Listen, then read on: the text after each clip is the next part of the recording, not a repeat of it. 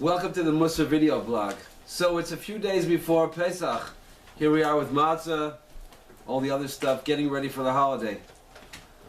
So I have a question. We know that Pesach, Passover, is a time of our freedom. That's when we're celebrating our freedom. And many nations have celebrations of freedom, and they have wonderful, majestic, incredible symbols that represent this concept of freedom. And yet we Jews, what is this thing that personifies, that signifies, that embodies the essence of our freedom? Matzah. Sounds funny. Our sages give us a little bit of insight, and for a Mussar teaching, it's an important insight. Because our sages tell us that matzah is a very simple food. Flour and water mixed together, and it doesn't get a chance to rise. It's very simple, it's not inflated.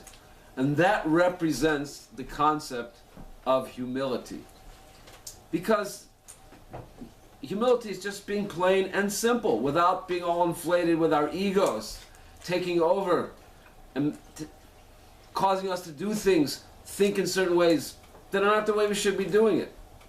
So matzah represents humility. So what's that got to do with freedom? Well, from a Mussar perspective, it has everything to do with freedom.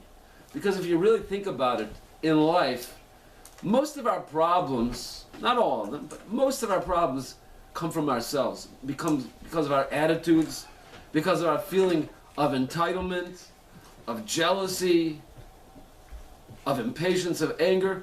And if you trace it all back down, it all goes back to ego.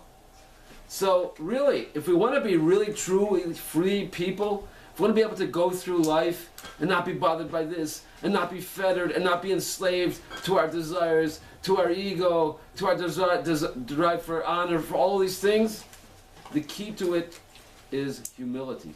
That's an important lesson that we should all take this Pesach when we're eating our matzah. Remember, if you really want to be free in life, be humble. See you next week.